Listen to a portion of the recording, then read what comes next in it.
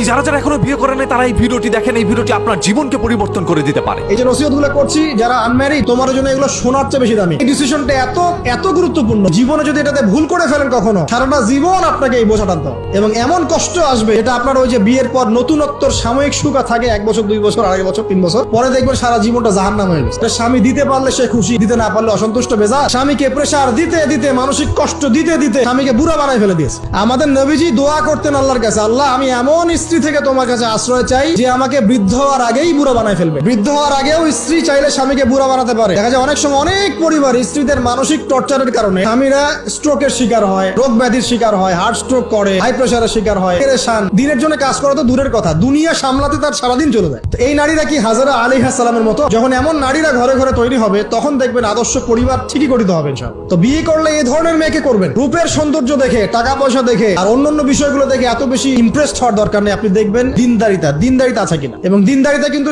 শুধু বোরখার মধ্যেই থাকে না। আপনাকে কথা বলে প্রশ্ন উত্তরের মাধ্যমে পাত্রী দেখার সময় এগুলো যাচ করতে হবে। আপনাকে ওর মাকে দেখতে হবে, তার মা কেমন, কোন মায়ের সন্তান সে, তার মায়ের আকীদা কেমন, তার মা কেমনে চলাফেরা করে, ওর নানি কেমন, ওর পরিবারের সদস্যরা কেমন, এগুলো দেখে মেয়ে চুজ করবেন। এই যে নসিহতগুলো করছি যারা আনম্যারিড, তোমার জন্য এগুলো শোনার চেয়ে বেশি দামি। এই ডিসিশনটা এত গুরুত্বপূর্ণ, জীবনে যদি এটাতে ভুল করে ফেলেন কখনো, সারাটা জীবন আপনাকে এই বোঝা টানতে হবে এবং এমন কষ্ট আসবে এটা আপনার ওই যে বিয়ের পর নতুনত্বর সাময়িক সুখ থাকে 1 বছর 2 বছর 2.5 বছর 3 বছর পরে দেখবেন সারা জীবনটা জাহান্নাম হয়ে গেছে। একটা নসিহত, বাড়ির স্ত্রীরা এবং বোনরা যদি হাজরা আলাইহিস সালামের মতো হতে পারে ইনশাআল্লাহ তাআলা আদর্শ পরিবার গড়ে উঠবে ইনশাআল্লাহ। এই প্রজন্মের আমাদের জেনারেশনকে দেখেন না, আমি গতকালকে গুগল সার্চ করে দেখেছি বাংলাদেশের 11 থেকে 19 বছর বয়সী যে বাচ্চারা আছে, কিশোর, এরা এখন সবচেয়ে বেশি পর্ন দেখে। সবচেয়ে বেশি স্কুল কলেজ পড়ুয়ার মধ্যে 77%ই পর্ন দেখে এবং ইন টোটাল হিসাব করে দেখা যায় বাংলাদেশে 92% মানুষ পর্ন আসক্ত। মানে পর্ন আসক্ত না হলেও পর্ন দেখে। ওই যে কিশোর ইসমাইলের চেতনা দেখেন আর আমাদের এই যুব সমাজের চেতনা দেখেন, পার্থক্যটা করেন আপনি, তাহলে বুঝতে পারবেন কিভাবে রেভলিউশন হয়েছে ইসলামের, এখন কেন হচ্ছে না আপনি নিজেই বুঝতে পারবেন।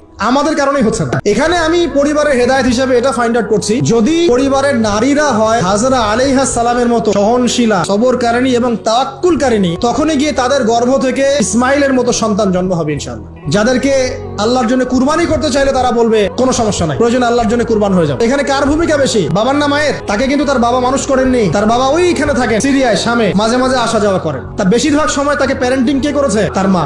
ওই মায়ের গর্ভ থেকে এমন সন্তান আশা করা যায়। এখনকার এই সিরিয়াল দেখা মেয়েদের গর্ভ থেকে এমন সন্তান আশা করা যায়? এখানে দেখেন লুকমান হাকিম, নাম শুনেছেন? তিনি একজন বিজ্ঞ মানুষ ছিলেন, অনেকে বলেছেন নবী ছিলেন, কেউ বলেছেন নবী ছিলেন। তিনি তার সন্তানকে কিছু নসিহত করছেন। কি চমৎকার নসিহত! তিনি সন্তানকে নসিহত করছেন, ইয়া বুনাইয়া, হে আমার ছোট্ট বৎস, তুমি আল্লাহর সাথে কাউকে শরীক করো না, কারণ শিরিক হচ্ছে মহান জুলুম। ছোট্ট একটা বাচ্চা শিরিকের বোঝেটা কি কিছু বোঝে? আমরা আমাদের ছোট বাচ্চাদেরকে কি শিখাই? জীবনে বড় হওয়া, প্রতিষ্ঠিত হওয়া, ইত্যাদি ইত্যাদি, তাই না? কিন্তু এখানে দেখেন লুকমান হাকিম আলাইহিস সালাম, তিনি তার সন্তানকে শিরিকের শিক্ষা দিচ্ছেন। পিতা মাতার খেদমত করবে, তাদের অবাধ্য হবে না, সৎ কাজের আদেশ করবে, অসৎ কাজে নিষেধ করবে, বিপদে পড়লে সবর করবে, গাধার মতো উচ্চস্বরে কথা বলবে না। এই নসিহতগুলো করছেন লুকমান তার সন্তানকে আলাইহিস সালাম। এখান থেকে প্যারেন্টিং পাচ্ছেন না যে আপনি আপনার সন্তানকে, পরিবারের সদস্যদেরকে কি নসিহত করবেন? এবং কোরআনের পাতায় পাতায় আছে। ইয়াকুব আলাইহিস সালাম তার সন্তানদেরকে নসিহত করছেন, আমার পরে তোমরা কার ইবাদত করবে? তারা বলছে আমরা আল্লাহর ইবাদত করব ইনশাআল্লাহ তাআলা। ইউসুফ আলাইহিস সালামের সাথে তার পিতার একটা গভীর প্রেমের সম্পর্ক ছিল। আসহাবুল কাহফের মধ্যে আপনি এর एग्जांपल পাবেন। তো কোরআনের এভাবে পাতায় পাতায় আপনি দেখবেন যে আলহামদুলিল্লাহ আল্লাহ পাক আমাদেরকে আদর্শ পরিবার গড়ার এই মেসেজগুলো দিয়েছেন। আদনান হুজুর খুব সুন্দর করে বিষয়টি